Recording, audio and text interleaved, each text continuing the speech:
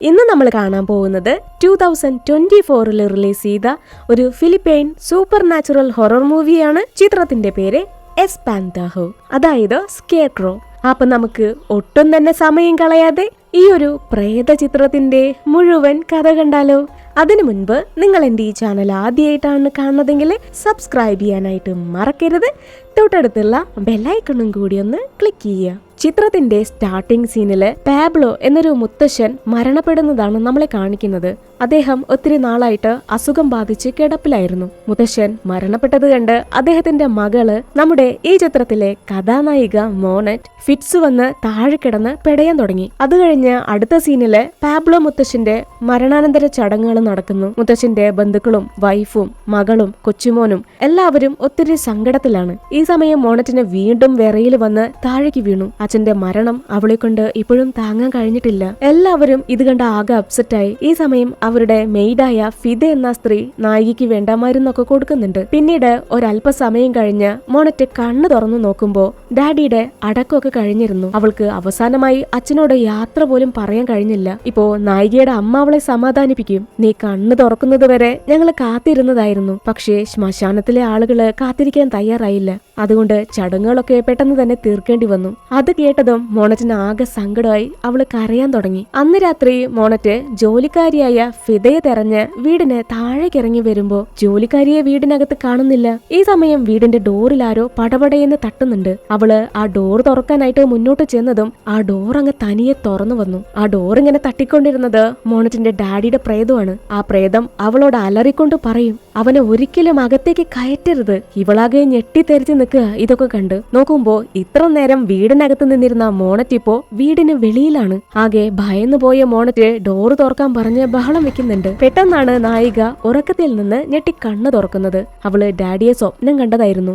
അടുത്ത ദിവസം രാവിലെ താൻ ഡാഡിയെ സ്വപ്നം കണ്ട കാര്യം അവള് അമ്മയോട് പറയും. ഡാഡി എന്തിനെയോ ഭയന്നാണ് എന്നോട് സംസാരിച്ചത്, പക്ഷേ അതെന്താണെന്ന് മോണറ്റിന് ഇപ്പോ ശരിക്കും ഓർമ്മ കിട്ടുന്നില്ല. കുറച്ചു കഴിഞ്ഞ് മോണറ്റും തന്റെ ഭർത്താവും ചേർന്ന് ആന്റിക് ഷോപ്പിലെ പഴയ സാധനങ്ങളൊക്കെ ഒതുക്കി പെറുക്കി വെച്ചുകൊണ്ടിരിക്കുക. മോണറ്റ് ഈ ജാക്കിന്റെ സെക്കൻഡ് വൈഫാണ്. അവര് ലീഗലി മാരീഡ് ഒന്നുമല്ല. ജാക്കിന് ഇതിനു മുൻപ് ഒരു കുടുംബം ഉണ്ടായിരുന്നു. ആ ബന്ധത്തിലൊരു മകനും ഉണ്ട്. മോണറ്റിനും ജാക്കിനും ഒരു മകനുണ്ട്. മകന്റെ പേര് കീത്ത്. ഇപ്പോ ജാക്ക് പറയും, ഞാനൊന്ന് എന്റെ മകനെ കാണാൻ നാട്ടിലേക്ക് പോവാണ്, അവനെന്തോ തീരെ വയ്യാന്ന് പറയുന്നു. ജാക്ക് ഇപ്പോ തന്റെ ആദ്യ ബന്ധത്തിലുള്ള മകനെ കാണാനായിട്ട് പോവാണ്. ഇപ്പോ മോണറ്റ് ചോദിക്കും, ഇന്ന് തന്നെ പോണോ? ഡാഡി മരണപ്പെട്ട് ഒരു ദിവസമല്ലേ കഴിഞ്ഞിട്ടുള്ളൂ. എന്നാലും ജാക്കിനിപ്പോ തന്റെ മകന്റെ അടുത്തേക്ക് പോവല്ലാതെ മറ്റൊരു മാർഗമില്ല. മോണറ്റും അവന്റെ അവസ്ഥ മനസ്സിലാക്കുന്നുണ്ട്. ജാക്കിപ്പോ നാട്ടിലേക്ക് പോവാന്നറിഞ്ഞപ്പോ മോണറ്റിന്റെ മമ്മി ആകെ അപ്സെറ്റായി മകളെ വഴക്ക് പറയുന്നുണ്ട്. നീ എന്തിനാ ജാക്കിനെ പറഞ്ഞു വിടുന്നത്? ഇവിടുത്തെ കാര്യങ്ങളൊക്കെ പിന്നെ ആരും നോക്കും? നീ എന്തെങ്കിലുമൊക്കെ ചെയ്യുന്നു പറഞ്ഞ് മമ്മി അവളോട് ദേഷ്യപ്പെടുകയാണ്. ഇതേ സമയം തന്നെ ജാക്ക് തന്റെ മകനോട് യാത്ര പറയാണ്. കീത്തിന്റെ കഴുത്തിലൊരു ടാലിസ്മാൻ ഇട്ടു കൊടുക്കുന്നുണ്ട്. ഡാഡി തിരിച്ചു വരുന്നതുവരെ എന്റെ മോൻ ഇത് ഒരു കാരണവശാലും ഊരിക്കളയല്ലേ കേട്ടോ. ജാക്ക് അങ്ങനെ കുടുംബത്തോട് യാത്ര പറഞ്ഞ് വീട്ടിൽ നിന്നിറങ്ങി. ഈ ഒരു സമയത്താണ് വീട്ടിലെ ജോലിക്കാരി ഒരു കാര്യം ശ്രദ്ധിക്കുന്നത്. ജാക്ക് കൊണ്ടുവന്നിരുന്ന ഒരു പെയിന്റിങ് അത് എടുക്കാതെയാണ് അവൻ പോയത്. മോണറ്റ് ഉടനെ തന്നെ ആ പെയിന്റിങ്ങിന്റെ ഒരു ഫോട്ടോ എടുത്ത് ജാക്കിന്റെ ഫോണിലേക്ക് സെൻഡ് ചെയ്യുന്നുണ്ട്.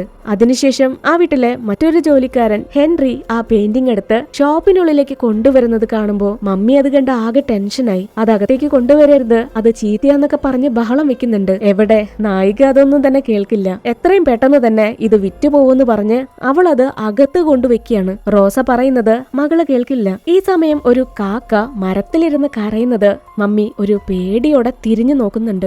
അന്ന് രാത്രി പാബ്ലോ മുത്തശ്ശന്റെ ആത്മാവിനു വേണ്ടി കുടുംബക്കാരും അയൽവാസികളും ചേർന്ന് ഒരു ഗ്രൂപ്പായിട്ട് പ്രാർത്ഥിക്കുന്നുണ്ട്. അപ്പോ റോസയ്ക്ക് വീടിന് വെളിയിൽ ആ കാക്കയുടെ ശബ്ദം കേൾക്കാം. ആ സ്ത്രീ ഇപ്പോഴും ആ കാക്കയെ തന്നെ നോക്കി പേടിച്ചു നിൽക്കുകയാണ്. അങ്ങനെ അന്നത്തെ പ്രാർത്ഥനയൊക്കെ കഴിഞ്ഞ് അത്താഴമൊക്കെ കഴിച്ച് എല്ലാവരും വീടുകളിലേക്ക് മടങ്ങിപ്പോയി. ഈ സമയം മോണറ്റിന്റെ ഹെൽപ്പറായ ഹെൻറി അവൻ തന്റെ മുറിയിലിരുന്ന് ഫുഡും കഴിച്ച് ഗെയിം കളിച്ചുകൊണ്ടിരിക്കുകയാണ്. ആ മുറിക്കകത്തേക്ക് നിറച്ചും വെട്ടുകിളികൾ പറന്നു വരുന്നുണ്ടെങ്കിലും ഹെൻറി അതൊന്നും ശ്രദ്ധിക്കാൻ നേരമില്ലാതെ ഗെയിം കളിക്കുന്ന തിരക്കിലാണ്. പെട്ടെന്ന് അവന്റെ കയ്യിലൊരു വെട്ടുകിളി വന്നിരുന്നതും അവന് പെട്ടെന്ന് എന്ത് തോന്നിയെന്നറിയില്ല, ഒരു ലൈറ്റർ എടുത്ത് ആ പാറ്റയെ കത്തിച്ചു. അപ്പൊ തന്നെ ഹെൻറിയുടെ ഒരു കൈ അങ്ങനെ നിന്ന് കത്താൻ തുടങ്ങി. അവന് പിന്നെ എന്ത് ചെയ്യണമെന്ന് യാതൊരു പിടുത്തവുമില്ല. ഓടി രക്ഷപ്പെടാനായിട്ട് ഡോർ തുറന്നതും കയ്യില് അരിവാളൊക്കെ ആയിട്ട് ഒരു സാധനം മുറിക്ക് പുറത്ത് അവനെ കാത്തു നിൽക്കുന്നുണ്ടായിരുന്നു. ആ ഈവിൾ എൻറ്റിറ്റി അരിവാളെടുത്ത് വീശുന്നത് മാത്രമാണ് നമ്മളെ കാണിക്കുന്നത്. അങ്ങനെ തന്നെ ഹെൻറി അവിടെ നിന്ന് വാനിഷ് ആയി പോയി. അതുമാത്രമല്ല, ആ പെയിന്റിങ്ങിലെ സ്കെയർ ക്രോയ്ക്ക് തൊട്ടായിട്ട് ഇപ്പോ ഹെൻറിയെ നമുക്ക് കാണാം. അപ്പൊ തന്നെ ഹെൻറി ആ ചിത്രത്തിൽ നിന്ന് മറഞ്ഞുപോയി. അടുത്ത ദിവസം മോണറ്റും മമ്മിയും സാധനങ്ങളൊക്കെ വാങ്ങാനായിട്ട്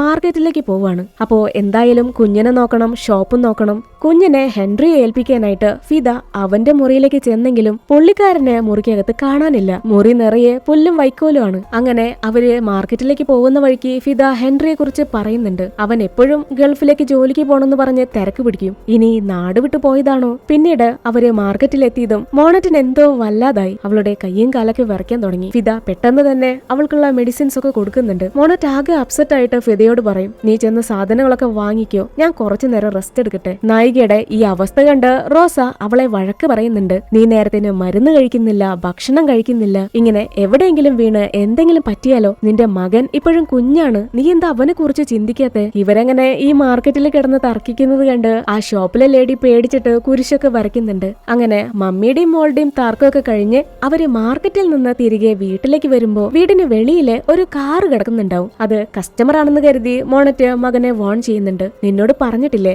വീട്ടിൽ ആരും ഇല്ലാത്ത നേരത്ത് ഷോപ്പിനകത്തേക്ക് ആരെയും കേറ്റരുതെന്ന്? അതിന് കീത്ത് പറയും, അത് കസ്റ്റമർ അല്ല, നമ്മുടെ മുത്തശ്ശന്റെ ആദ്യ ഭാര്യയാണ്. ഇത് കേട്ടതും മോണറ്റ് ആകെ അപ്സെറ്റായി തിരക്ക് പിടിച്ച് വീടിനകത്തേക്ക് ഓടി. ഈ സ്ത്രീയാണ് പാബ്ലോ മുത്തശ്ശന്റെ ആദ്യ ഭാര്യ. മോണറ്റ് ആ സ്ത്രീയെ അമ്മായി എന്നാണ് വിളിക്കുന്നത്. അമ്മായിക്ക് 2 മക്കളുണ്ട്, ആനി, റോയ്. ഈ സ്ത്രീ പാബ്ലോ മുത്തശ്ശന്റെ ലീഗൽ വൈഫാണ്. അവര് പിരിഞ്ഞിട്ട് ഏകദേശം 10-30 വർഷങ്ങളായി. പാബ്ലോ മുത്തശ്ശന്റെ മരണത്തിന് പോലും ആ സ്ത്രീയും മക്കളും വന്നിരുന്നില്ല. ഈ സമയം അമ്മായിയുടെ 2 മക്കളും ആ വീടിന്റെ അവസ്ഥ കണ്ട് കംപ്ലൈന്റ് പറയാൻ തുടങ്ങി. ഇത് എന്ത് വൃത്തികെട്ട വീടാണ്, ആകെ പൊട്ടിയും പൊളിഞ്ഞും ആകെ പൊടിയാണ്, വൃത്തികെട്ട സ്മെല്ലും, നിങ്ങൾ എങ്ങനെ അതിനകത്ത് താമസിക്കുന്നതെന്ന് പറഞ്ഞ് മോണറ്റിന്റെ സഹോദരങ്ങള് അവരെ ഇൻസൾട്ട് ചെയ്യുന്നുണ്ട്. മൂത്ത സഹോദരിയായ ഈ ആനിക്ക് അലർജിയുണ്ട്. പുള്ളിക്കാരിക്ക് ഈ വീടിനകത്ത് വന്നപ്പോ തൊട്ടേ മുഖത്തും കയ്യിലൊക്കെ ആകെ ചൊറിയാൻ തുടങ്ങി. ഈ സമയം റോയ് മമ്മിയോട് പറയും, നമ്മളെങ്ങനെ ഈ വീട്ടിൽ താമസിക്കുക?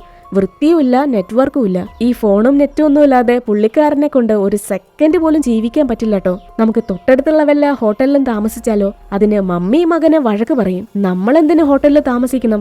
ഇത് നമ്മുടെ വീടാണ്, നിങ്ങൾക്ക് അവകാശപ്പെട്ട വീടാണ്. ഇപ്പോ മോണറ്റിന്റെ മകൻ ബന്ധുക്കളെ കണ്ട് അങ്ങോട്ട് ഓടി വരും. നായിക കീത്തിന് അവരെയൊക്കെ പരിചയപ്പെടുത്തി കൊടുക്കുന്നുണ്ട്. ഇത് നിന്റെ ആന്റിയാണ്, അങ്കിളാണ് എന്നൊക്കെ പറഞ്ഞ്. മരണത്തിനോ അമ്മായി വന്നില്ല, നിങ്ങൾക്ക് അച്ഛന്റെ ശവകുടീരം കാണണ്ടേന്ന് മോണറ്റ് ആ സ്ത്രീയോട് ചോദിക്കും. അത് കേട്ട പാടെ തന്നെ അമ്മായി തന്റെ മുഖം തിരിച്ചു പിടിക്കും. ആ സ്ത്രീക്ക് തന്റെ ഭർത്താവിനോട് അത്രയും ദേഷ്യമാണ്, വെറുപ്പാണ്. ഇത് കണ്ട് റോസ വെറുതെ നിൽക്കോ? ഇവരെയൊക്കെ പിടിച്ച് വെളിയിലാക്കാൻ പറഞ്ഞ് മോണറ്റിന്റെ മമ്മിയെ ഒച്ചയും ബഹളൊക്കെ വെക്കാൻ തുടങ്ങി. ഒരല്പസമയം കഴിഞ്ഞ് മോണറ്റിന്റെ മകൻ അമ്മയോട് ചോദിക്കും, ഇന്ന് വന്ന ആന്റി എന്റെ മുത്തശ്ശിയാണോ? അത് പാബ്ലോ മുത്തശ്ശന്റെ ഭാര്യയല്ലേ? ഇത് കേട്ട് ദേഷ്യം വന്ന റോസ കുഞ്ഞിനോട് പറയും, അല്ല, ആ സ്ത്രീ നിന്റെ മുത്തശ്ശിയല്ല. ഇപ്പോ മോണറ്റ് കുഞ്ഞിനെ കാര്യങ്ങളൊക്കെ പറഞ്ഞു മനസ്സിലാക്കും. ആ സ്ത്രീ നിന്റെ മുത്തശ്ശന്റെ ആദ്യ ഭാര്യയാണ്, എന്നാൽ നിന്റെ മുത്തശ്ശിയല്ല.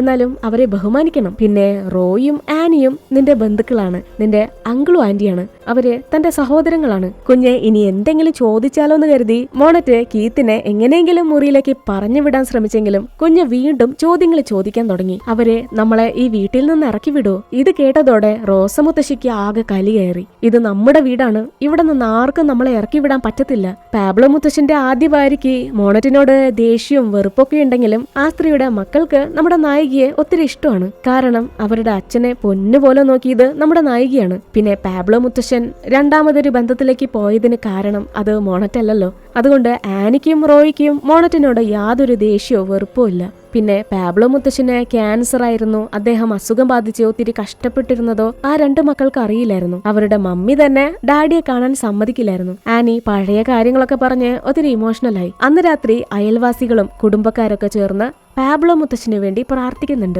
ഈ സമയം അമ്മായി തന്റെ ഭർത്താവിന് വേണ്ടി പ്രാർത്ഥിക്കാൻ തയ്യാറല്ല, തനിക്ക് താല്പര്യമില്ല എന്ന് പറഞ്ഞ് അവിടെ നിന്ന് മാറിപ്പോയി. അങ്ങനെ പ്രാർത്ഥനയൊക്കെ കഴിഞ്ഞ് എല്ലാവരും വീട്ടിൽ നിന്നിറങ്ങി. അപ്പോ ഫിദ നായികയോട് പറയും, ഹെൻറി അവൻ ഇതുവരെ വന്നിട്ടില്ല, ആ മടിയൻ എവിടെ പോയി എന്നറിയില്ല. ഹെൻറി ഇല്ലാത്തതുകൊണ്ട് തന്നെ ഫിദയാണ് ഇപ്പോ ആ വീട്ടിലെ എല്ലാ ജോലികളും തനിയെ ചെയ്യുന്നത്. ഈ സമയം അമ്മായി തനിക്ക് കുറച്ച് സീരിയസ് ആയിട്ട് സംസാരിക്കാനുണ്ടെന്നും പറഞ്ഞ് നമ്മുടെ മോണറ്റിനെ വിളിക്കുന്നുണ്ട്.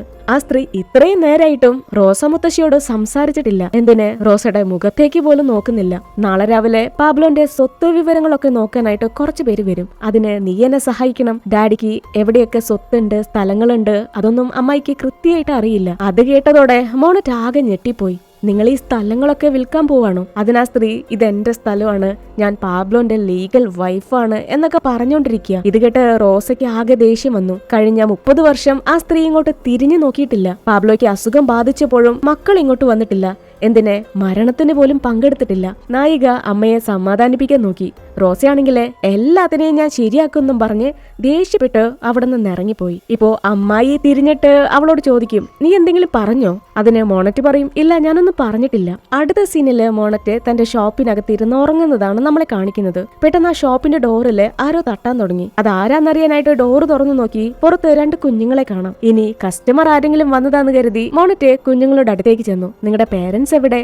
അപ്പൊ തന്നെ പിള്ളേര് 2 പേരും അവളെ തിരിഞ്ഞു നോക്കി. അവരെ വീടിന് മുകളിലേക്ക് കൈ ചൂണ്ടിക്കാണിക്കും. ഇവളും പേടിച്ച് വീടിന്റെ ഫസ്റ്റ് ഫ്ലോറിലേക്ക് നോക്കുമ്പോ വീട് നിറയെ പ്രേതങ്ങളാണ്, മരിച്ചുപോയവരാണ്. പെട്ടെന്നാണ് മോണറ്റ് ഉറക്കത്തിൽ നിന്ന് ഞെട്ടി കണ്ണു തുറക്കുന്നത്. അതൊരു സ്വപ്നായിരുന്നോന്ന് ചോദിച്ചാല് അല്ല, ആ കുട്ടി പ്രേതങ്ങള് ഇപ്പോ മോണറ്റിന്റെ തൊട്ട് തന്നെ നിൽക്കുന്നുണ്ട്. ഇപ്പോഴാണ് ഷടയെന്ന് പറഞ്ഞ് മോണറ്റ് ശരിക്ക് സ്വപ്നത്തിൽ നിന്ന് ഞെട്ടി കണ്ണു തുറക്കുന്നത്. അടുത്ത ദിവസം അമ്മായിയും മക്കളും ചേർന്ന് പാബ്ലോ മുത്തശ്ശന്റെ വിൽക്കാനുള്ള കൃഷിസ്ഥലങ്ങളൊക്കെ കാണാൻ വന്നിരിക്കുകയാണ്. കൂടെ തന്നെ മോണറ്റും മമ്മിയും കുഞ്ഞൊക്കെ ഉണ്ട്. ഇപ്പോ ആ കൃഷിസ്ഥലങ്ങളൊക്കെ കണ്ട് അമ്മായി നമ്മുടെ നായികയെ കുറ്റപ്പെടുത്താൻ തുടങ്ങി. ഈ സ്ഥലങ്ങളൊന്നും മര്യാദയ്ക്ക് നോക്കിയിട്ടില്ലല്ലോ, കൃഷിയും ചെയ്തിട്ടില്ല എന്നൊക്കെ പറഞ്ഞ്. ഇത് കേട്ട് റോസ മകളെ വഴക്ക് പറയുന്നുണ്ട്. ആ സ്ത്രീ എന്താ പറയുന്നതെന്ന് നീ കേട്ടില്ലേ? വാ തുറന്ന് സംസാരിക്കി. പെട്ടെന്ന് തൊട്ടടുത്തുണ്ടായിരുന്ന വയലിൽ നിന്ന് ഒരു കൂട്ടം വെട്ടുകിളികള് അവർക്ക് നേരെ പാഞ്ഞങ്ങ് വരാൻ തുടങ്ങി. അതെല്ലാം അവരെ തന്നെയാണ് അറ്റാക്ക് ചെയ്യാൻ വരുന്നത്. അവർക്ക് പിന്നെ എന്ത് ചെയ്യണം, എങ്ങോട്ട് ഓടണം എന്നറിയില്ല. എല്ലാവരും ഓടി ഓടി അവസാനം കാറിലേക്ക് ഓടിക്കേറി ഒരു വിധത്തിൽ അകത്ത് കയറി. അടുത്ത സീനില് ആ ഫാമിലി ഭക്ഷണം കഴിക്കാനായിട്ട് ഒരു റെസ്റ്റോറന്റിൽ കയറി. ഈ സമയം അവിടെ ഒരു മാരേജ് ഫംഗ്ഷൻ നടക്കുന്നുണ്ട്. അത് കണ്ട് ഒരേ സമയം അമ്മായിയും റോസയും ഒത്തിരി ഇമോഷണലായി. അവര് 2 പേരും ചിന്തിക്കുന്നത് പാബ്ലോ മുത്തശ്ശനെ കുറിച്ചാണ്. മോണറ്റും ഈ സമയം ആകെ സങ്കടത്തിലാണ്. താൻ ഇങ്ങനൊരവസ്ഥയില് കഷ്ടപ്പെടുമ്പോ ഭർത്താവ് തന്റെ കൂടിയില്ലല്ലോ. ഇപ്പോ റോസ മകളെ വഴക്ക് പറയാൻ തുടങ്ങി. നീ ഇങ്ങനെ ആ സ്ത്രീയുടെ വഴക്കം കേട്ട് മിണ്ടാതിരിക്കല്ലേ? അവർക്കുള്ള അതേ അവകാശം തന്നെ നിനക്ക് ആ വീട്ടിലുണ്ട്.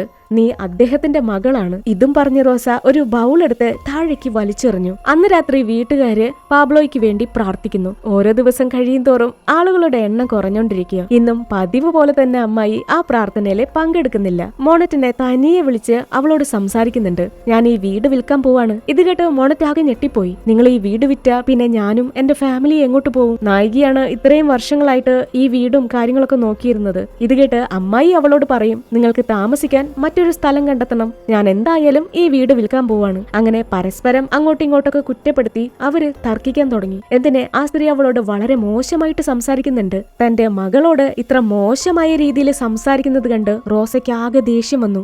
മമ്മി അവിടെയുള്ളൊരു മേശ എടുത്തിട്ട് മറച്ചിടുന്നുണ്ട്. ഈ ഒരു കാഴ്ച കണ്ട് അമ്മായി മക്കളാകെ ഞെട്ടിത്തെറിച്ച് നിൽക്കുക. ഇപ്പോ റോയ് പറയും, ഇനി ഞാൻ ഈ വീട്ടിൽ ഒരു നിമിഷം പോലും നിൽക്കില്ല.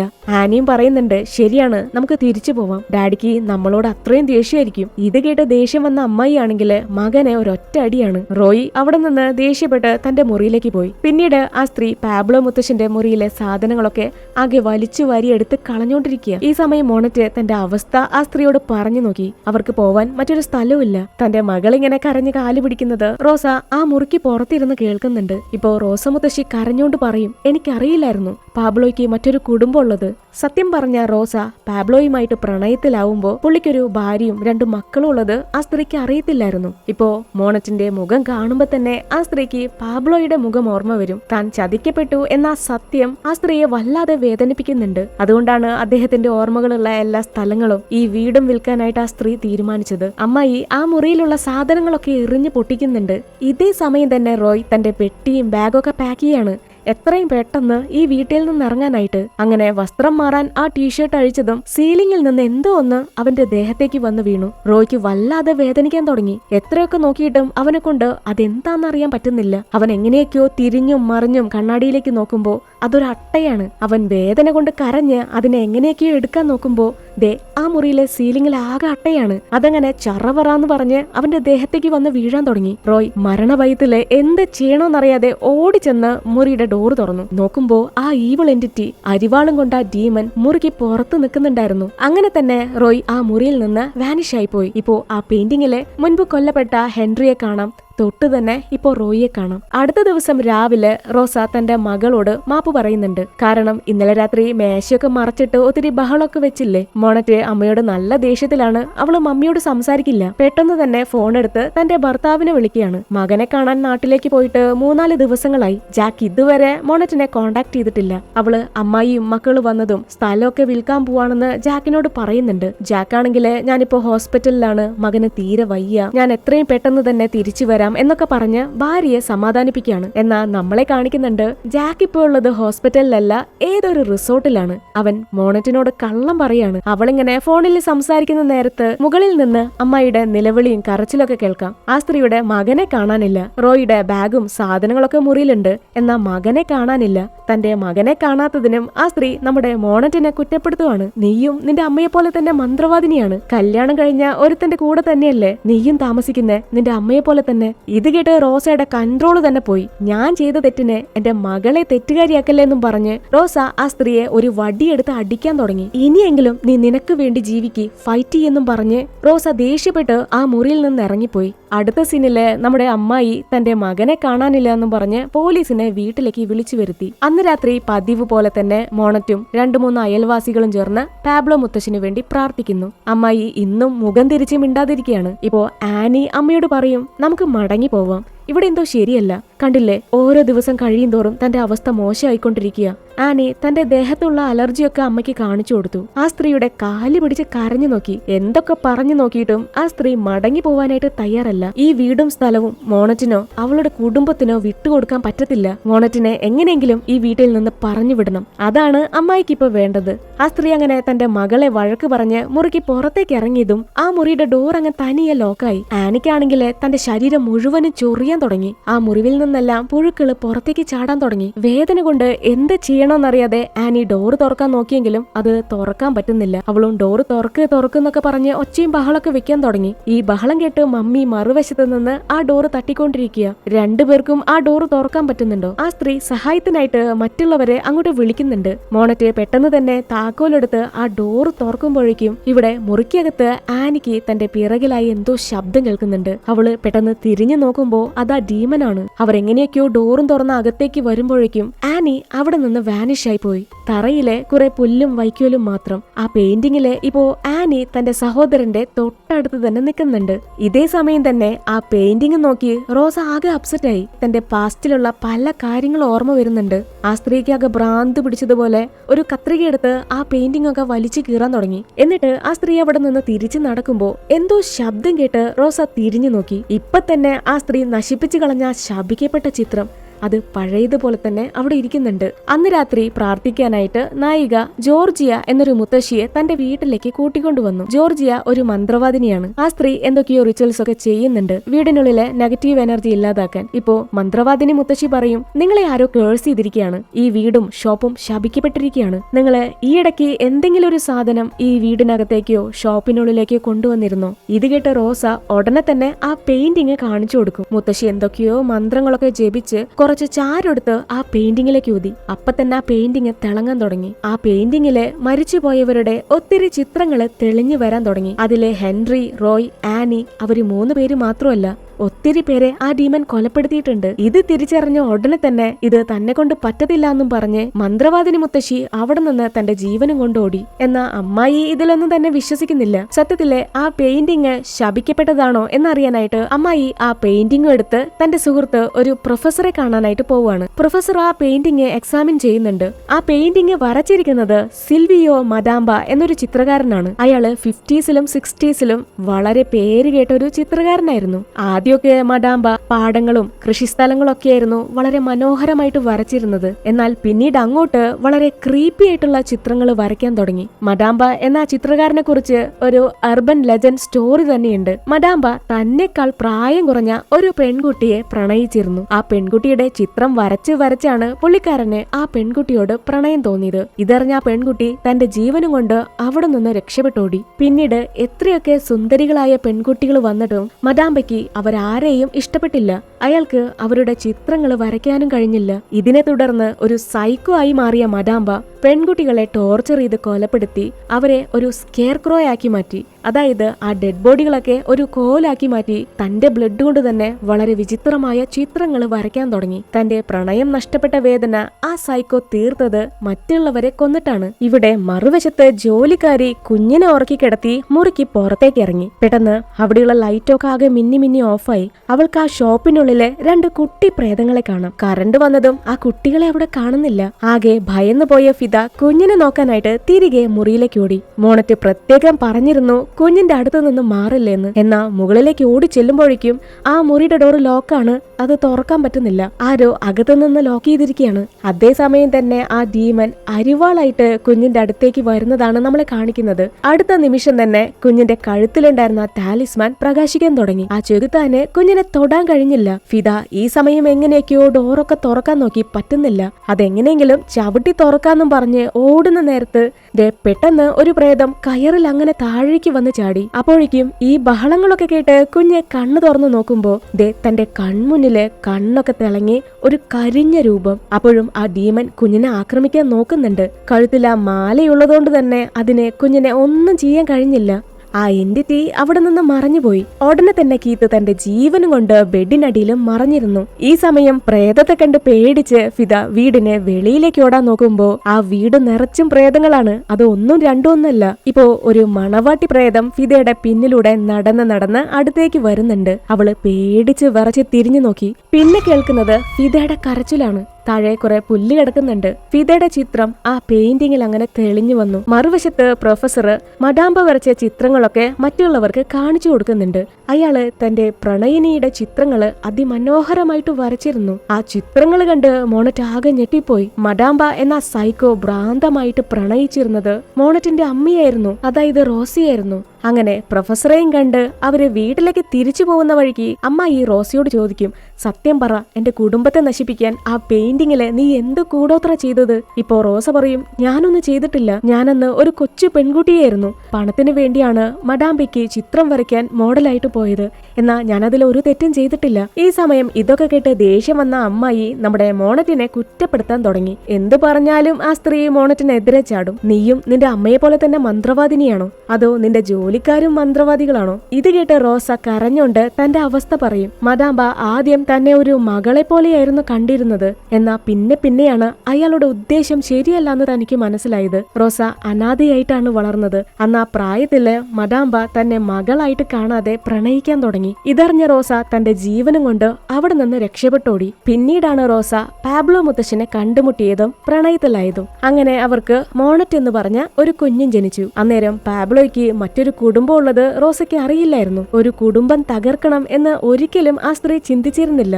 ഒരു ദിവസം റോസ കുഞ്ഞിനെ സ്കൂളിൽ നിന്ന് കൂട്ടിക്കൊണ്ടുവരുന്ന നേരത്താണ് അപ്രതീക്ഷിതമായിട്ട് വഴിയിൽ വെച്ചിട്ട് മഡാംബ എന്ന സൈക്കോയെ കാണുന്നത്. അന്ന് മോണറ്റിന് 8 9 വയസ്സ് മാത്രമാണ് പ്രായം. ഇത് കേട്ട് മോണറ്റ് അമ്മയോട് ചോദിക്കും, അന്ന് ആ കാറിൽ വന്നത് അത് ആ ഭ്രാന്തനായിരുന്നോ? ഉടനെ തന്നെ അമ്മായി കിടന്ന് അലറാൻ തുടങ്ങി. എന്റെ കുടുംബം എവിടെ? എന്റെ മോളും മോനും എവിടെ? പറയടി. മോണറ്റ് എനിക്ക് അറിയില്ല എന്ന് പറഞ്ഞ് ആകെ ഫസ്ട്രേറ്റഡ് ആയി. കാറ് നിർത്താൻ പറഞ്ഞ് ആകെ ബഹളം വെക്കാൻ തുടങ്ങി. പിന്നീട് അവര് വീട്ടിലെത്തുമ്പോ വീട് മുഴുവനും പുല്ലും വൈക്കോലുമാണ്. ജോലിക്കാരിയെ കാണാനില്ല, മകനെയും കാണുന്നില്ല. അമ്മയുടെ ശബ്ദം കേട്ടതും ബെഡിനടിയിൽ ഒളിച്ചിരുന്ന കീത്ത് മോണറ്റിന്റെ അടുത്തേക്ക് ഓടിച്ചെന്നു. അവൻ നടന്ന കാര്യങ്ങളൊക്കെ അമ്മയോട് പറയുന്നുണ്ട്, ആ ചെകുത്താനെ കുറിച്ച്. പിന്നെ കഴുത്തിലെ ആ താലിസ്മാൻ മോണറ്റിന് കാണിച്ചു കൊടുത്തു. അടുത്ത ദിവസം രാത്രി മോണറ്റ് തന്റെ ഡാഡിക്ക് വേണ്ടി പ്രാർത്ഥിക്കുന്നുണ്ട്. ഈ സമയം മുറിക്കകത്ത് അമ്മായി ശ്വാസം കിട്ടാത്തതുപോലെ ഭയങ്കരമായിട്ട് ചുമക്കാൻ തുടങ്ങി. ആ സ്ത്രീയുടെ വായ്ക്കുള്ളില് വാല് പോലെ എന്തോ കാണാം. അത് കണ്ടതോടെ അമ്മായിക്ക് ആകെ പേടിയായി. ആ സ്ത്രീ എങ്ങനെയൊക്കെയോ അത് പുറത്തേക്ക് എടുക്കാൻ ശ്രമിക്കുകയാണ്. എന്നാ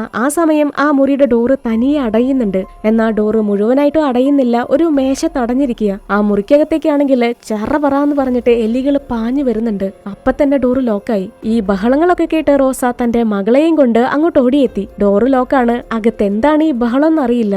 അപ്പോഴേക്കും അമ്മായി തന്റെ വായ്ക്കകത്ത് നിന്ന് അത്രയും വലിയൊരു എലിയെ വലിച്ചു പറിച്ച് പുറത്തേക്കെടുത്തു. ഭാഗ്യത്തിന് ആ ചെകുത്താൻ ആ സ്ത്രീയെ കൊല്ലുന്നതിന് മുന്നേ മോണറ്റ് ആ ഡോറും തുറന്ന് അകത്തേക്ക് ഓടിയെത്തി. ആ മുറിയിലെ എലികളെല്ലാം തന്നെ അങ്ങനെ മറഞ്ഞുപോയി. എന്നാ ആ ചെകുത്താൻ ആ മുറിയിൽ തന്നെ നിൽക്കുന്നുണ്ട്, അരിവാളൊക്കെ പിടിച്ചോണ്ട്. എല്ലാവരും ആ കാഴ്ച കണ്ട് ഫ്രീസായിട്ട് നിൽക്കുകയാണ്. ഇപ്പോഴും അവർക്ക് ആ കാഴ്ചയെ വിശ്വസിക്കാൻ വയ്യ. അതവരുടെ അടുത്തേക്ക് വരും തോറും കീത്തിന്റെ കഴുത്തിലെ ആ ടാലിസ്മാൻ അത് പ്രകാശിക്കാൻ തുടങ്ങി. അത് ആ കുഞ്ഞിനെ മാത്രമേ പ്രൊട്ടക്ട് ചെയ്യത്തുള്ളൂ. ഉടനെ തന്നെ റോസ ആ ടാലിസ്മാൻ പൊട്ടിച്ച് ആ ചെകുത്താന്റെ നേർക്കെറിഞ്ഞു. അതങ്ങനെ കത്തിക്കരിഞ്ഞ് വെണ്ണീറായിട്ട് മറഞ്ഞുപോയി. പിന്നെ ഒട്ടും തന്നെ സമയം കളഞ്ഞില്ല. മോണറ്റ് ആ ശപിക്കപ്പെട്ട പെയിന്റിങ് വീടിന് വെളിയിലേക്ക് കൊണ്ടുപോയി കത്തിച്ചു കളഞ്ഞു. അടുത്ത ദിവസം രാത്രി മോണറ്റ് തന്റെ ഡാഡിക്ക് വേണ്ടി പ്രാർത്ഥിക്കുന്നുണ്ട്. ഇന്ന് പതിവില്ലാതെ അമ്മായി അവരോടൊപ്പം പ്രാർത്ഥിക്കുന്നുണ്ട്. എന്തു പറ്റിയെന്ന് അറിയില്ല. പെട്ടെന്ന് ആ വീട്ടിലെ പവർ മൊത്തത്തിൽ ഓഫായി. എന്നിരുന്നാലും അവര് തുടർന്ന് പ്രാർത്ഥിച്ചുകൊണ്ടിരുന്നു. അപ്പൊ തന്നെ കറണ്ട് വന്നു.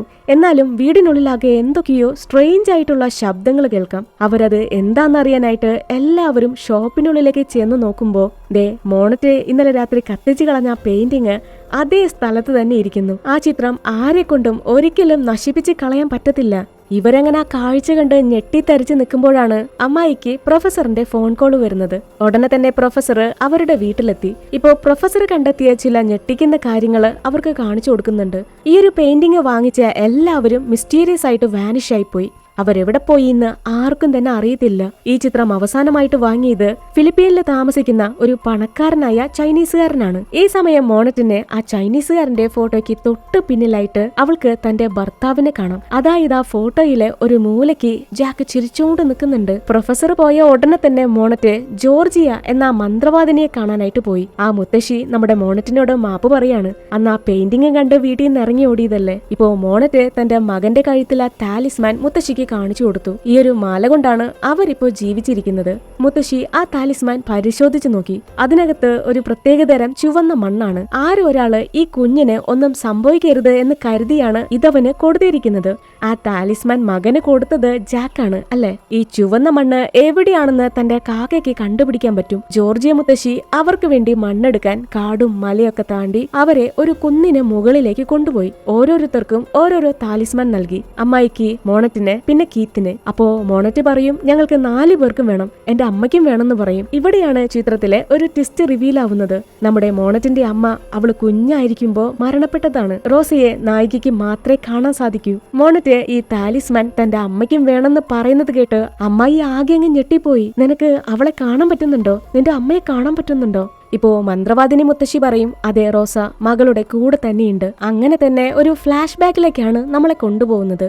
അന്നൊരിക്കലെ റോസ തന്റെ മകളെ സ്കൂളിൽ നിന്ന് കൂട്ടിക്കൊണ്ട് വീട്ടിലേക്ക് പോകുന്ന വഴിക്ക് ആ ഭ്രാന്തനെ കണ്ട് റോസ ആകെ അങ്ങ് ഭയന്നുപോയി. അയാൾ ഇപ്പോഴും റോസയെ തെരഞ്ഞ് ഭ്രാന്ത് പിടിച്ച് നടക്കുകയാണ്. തന്റെ കുഞ്ഞിനെ രക്ഷിക്കാനായി ആ സ്ത്രീ മോണറ്റിനെയും കൊണ്ട് അവിടെ നിന്ന് ഓടാൻ തുടങ്ങി. അയാളും അവരെ ചേസ് ചെയ്ത് പിന്നാലെ തന്നെ വരുന്നുണ്ട് ഭ്രാന്ത് പിടിച്ചിട്ട്. അങ്ങനെ മഡാംബ എന്ന ചിത്രകാരന്റെ കാറ് റോസയെ ഇടിച്ചു തെറിപ്പിച്ചു. അന്ന് അപകടത്തിലാണ് റോസ കൊല്ലപ്പെട്ടത്. അയാളത് വേണമെന്ന് വെച്ച് ചെയ്തതായിരുന്നില്ല. പെട്ടെന്ന് ബ്രേക്ക് കിട്ടിയില്ല, അതൊരു ആക്സിഡന്റ് ആയിരുന്നു. ഇപ്പോ ആ ഫ്ലാഷ് ബാക്ക് അവിടെ കട്ട് ചെയ്യുമ്പോ മന്ത്രവാദിനി മുത്തശ്ശി ചോദിക്കും, റോസ നീ എന്താ മരിച്ചവരുടെ ലോകത്തേക്ക് പോവാത്തത്? അമ്മയുടെ മരണം നേരിട്ട് കണ്ട മോണറ്റ് മാനസികമായി ആകെ തളർന്നിരുന്നു. തന്റെ മകൾക്ക് എന്ത് സങ്കടം വന്നാലും റോസ അതിനെല്ലാം തന്നെ പ്രതികരിച്ചിരുന്നു. അതുകൊണ്ടാണ് അമ്മായി അന്നൊരിക്കല് മോണറ്റിനോട് വളരെ മോശമായിട്ട് പെരുമാറിയപ്പോ റോസ ആ സ്ത്രീയെ അടിച്ചത്. റോസയെ മോണറ്റിനല്ലാതെ മറ്റാർക്കും തന്നെ കാണാൻ കഴിയുന്നില്ല.